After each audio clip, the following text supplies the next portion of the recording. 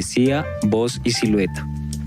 Este podcast es una evidencia, un mensaje, algo parecido a una epístola pero desprevenida.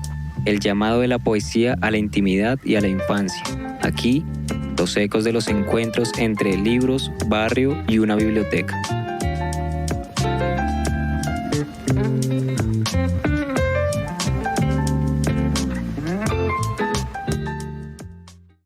Segundo capítulo. ¿Cómo encontrarte entre tantas máscaras risueñas? Qué alegría, Laura, que hayas respondido a mi pregunta. Mira cómo es la vida de mágica. Mira cómo es de mágica la literatura. Nos encontramos en una carta, entre letras.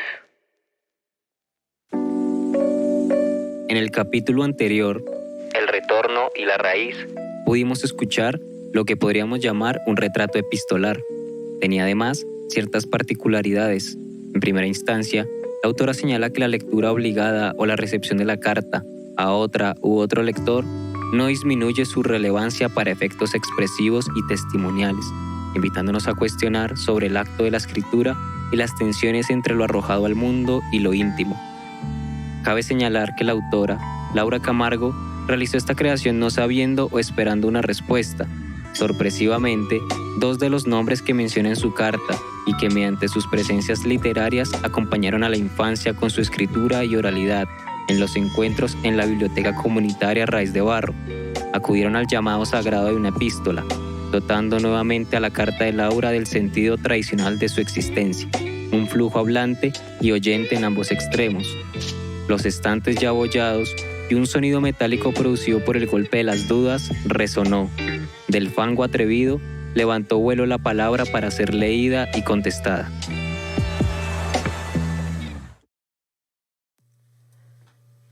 Querida Laura, soy ese desconocido lector a quien diriges tu carta.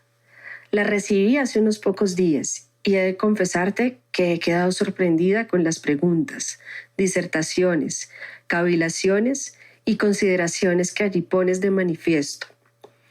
En un momento pensé que se trataba de cuestiones que una persona de 13 años no se plantea, porque entre los prejuicios de nosotros los adultos está el de pensar que los jóvenes son irreflexivos. Sin embargo, cuando llegué a la parte en la que dices que una carta sirve para alimentar lo que quiero expresar, me acordé de mí misma, de mí a tu edad, ese momento en que el mundo se me reveló como poesía y en el que yo me agité contra el mundo. Pensé que era difícil exteriorizar lo que percibía, que ni siquiera yo sabía qué era, porque me sentía como cuando uno mezcla plastilina de todos los colores y al final queda una masa fea que no se sabe qué es. Entonces ocurrió el milagro secreto. Empecé a escribir para nadie, cualquier cosa, lo que saliera, los pensamientos rabiosos, las preguntas por lo incomprensible, las sensaciones de extrañamiento que empezaba a tener, la tristeza, el amor, el dolor y la ira. Todo quedó guardado en varios cuadernos donde, en tus palabras, alimenté lo que quería expresar. Hasta que por fin lo pude decir y al pronunciarlo me comprendí. Así es que de manera alegre tu carta ha resultado un retorno a mí a través de ti.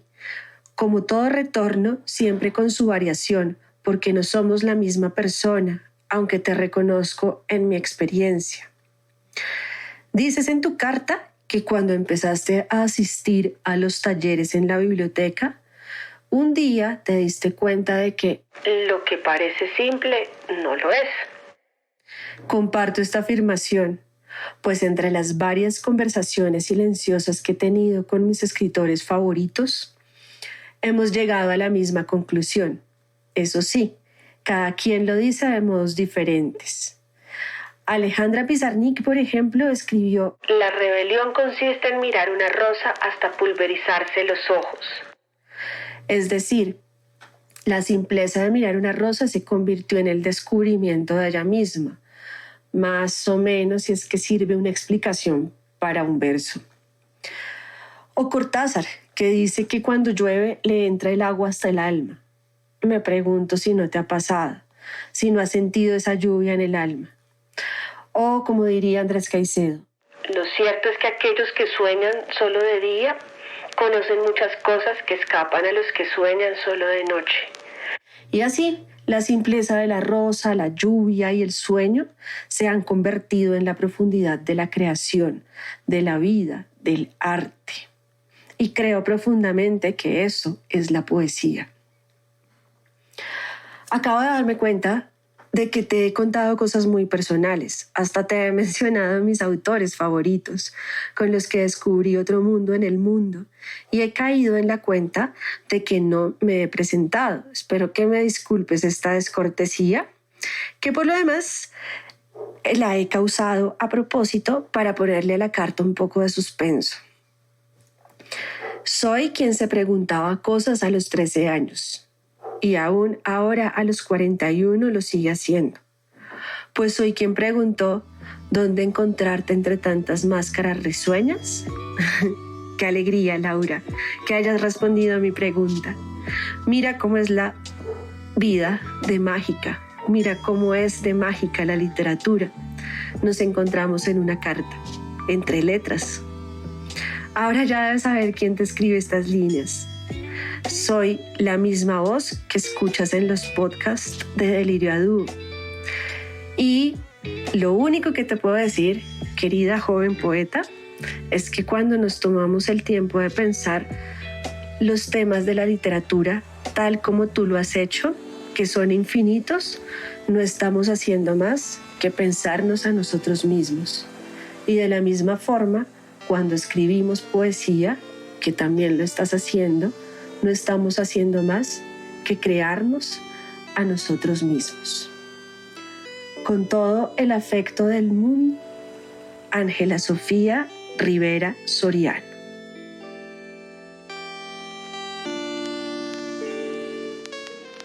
Quisiera mencionar que cuando la poesía ataca es cuando apenas se está descubriendo, porque está en todo momento. Esta carta puede ser poesía. Notarán ustedes que en el anterior capítulo se incluyeron las voces de otros autores y autoras para amplificar, debatir y reflejar las palabras de Laura. En este caso, es relevante que sea la misma Laura quien dialogue con las voces de Pablo y Ángela, porque podemos mencionar que uno de los destinos de la literatura es ser por sí misma una presencia significativa en el mundo, es decir, que no requiere necesariamente una justificación más que la mirada de otro lector. También mencionamos que el encuentro con la poesía suele ser similar a una constante ondulación y tensión entre quien lee y el texto. Para ejemplificar, podemos imaginar un lago que se ve intervenido desde dos puntos, es decir, debate entre el afuera y lo interior. Tendrá este evento unos reflejos convulsos y difícilmente una imagen concreta.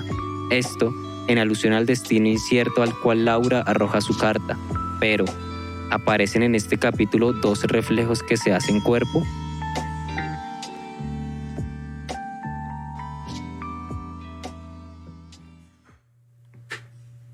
Bogotá, noviembre 18 de 2022.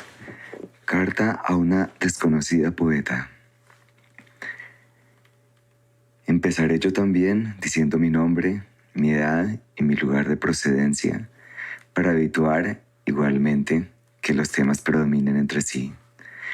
Soy Pablo García Arias, tengo 44 años, los cumplí el 17 de noviembre. Nací en Bogotá y creé en Delirio a Dúo junto con una colega tuya de los versos, junto con Ángela Rivera Soriano.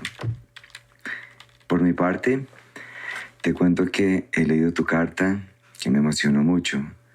Ninguna experiencia más enriquecedora que la de contemplar un pensamiento que avanza y se engrandece a través de sus propias dudas y sus propias bifurcaciones. Rilke estaría orgulloso de que asuma su riesgo.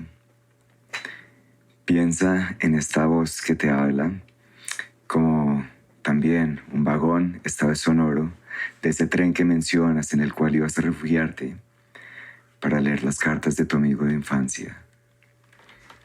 Resuenan en estas líneas tus ideas acerca de cómo, en ocasiones, las cosas más simples son las más complicadas, como el medir el tiempo con una vela, Te cito, de cómo, con matices, el desespero aumenta con la edad, pero también la calma.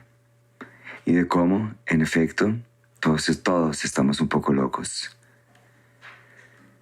Gracias al desespero es que siempre renace la esperanza. Imagínate qué sería de un mundo lleno de personas satisfechas consigo mismas. Sería algo, por lo menos, demasiado aburrido. Es gracias a las propias insatisfacciones, a los propios malestares que nacen las mejores cosas que uno pueda llegar a dar y a ejercitar, como la escucha. Delirio a dúo nació de ese ímpetu de locura creadora, que desafía la razón, que busca imponerse y dominar por la fuerza. El título lo tomamos a manera de homenaje de una obra del dramaturgo Eugene Ionesco. Es un dramaturgo del siglo XX, partícipe de lo que se puede llamar el teatro del absurdo. En ese teatro en el que participó fue protagónico Eugene Ionesco. Las situaciones más descabelladas y sin sentido tocan, pero solo si se las sabe ver, leer, escuchar con atención. Todas esas situaciones tremendamente descabelladas tocan los núcleos más sensibles de nuestras existencias cotidianas. Es un absurdo del sinsentido que, en lugar de lamentarse por su pérdida, por la pérdida del sentido, la afirma esa pérdida, porque esa pérdida permite precisamente la creación de nuevos sentidos, abrir nuevos horizontes de percibir el mundo, y el de cada quien, por supuesto. Tu carta, tal como lo afirma, sí, yo lo secundo, tu carta en efecto es poesía, pues la hay en verso, pero también en prosa. Todo depende del clima que logres transmitir, de la atmósfera que tus letras creen, del aire que se respire recorriéndolas. Y sí, si efectivamente, como lo planteas, la vida es como una montaña rusa, pero también lo es como una cordillera andina, donde son las nubes más que otra cosa, las que con sus gotas de agua y no de aceite te dan el impulso para seguir. En este caso las gotas sí suben, evaporadas, para condensarse nuevamente, llover en otra parte y fertilizar nuevos terrenos mentales. Se trata de toda una agricultura del pensamiento y de la sensibilidad. Es una cuestión de labrar los versos, labrar las sensaciones, labrar las palabras.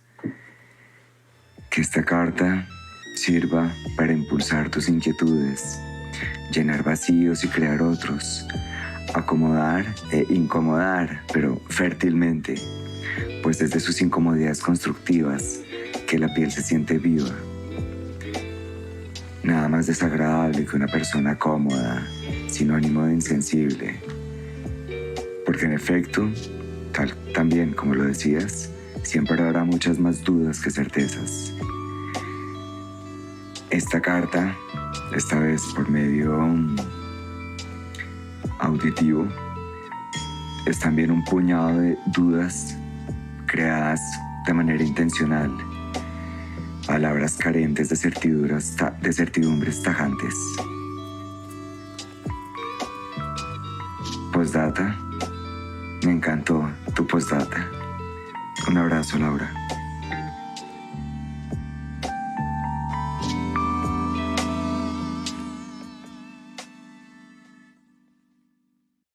Respecto a todo lo anterior, encontramos tensiones, puntos de convergencia, distancias, acercamientos, alturas, horizontes, convulsiones.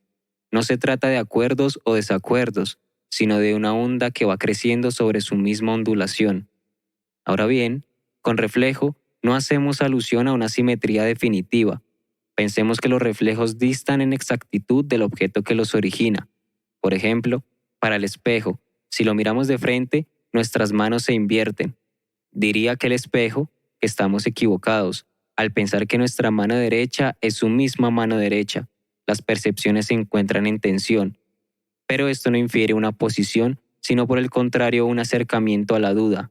a virar la observación hacia el pasado o a los rincones donde comúnmente no se ha posado.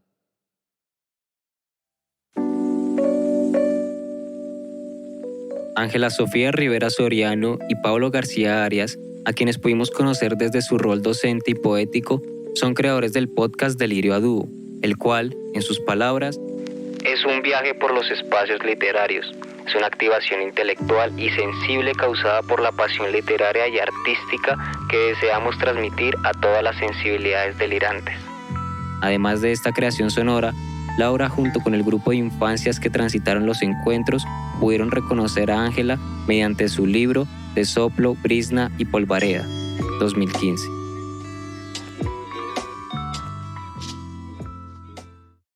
En el siguiente capítulo, el tercero y último, buscaremos una imagen que relate o un compendio de esta experiencia con la poesía, la infancia, los libros y una biblioteca.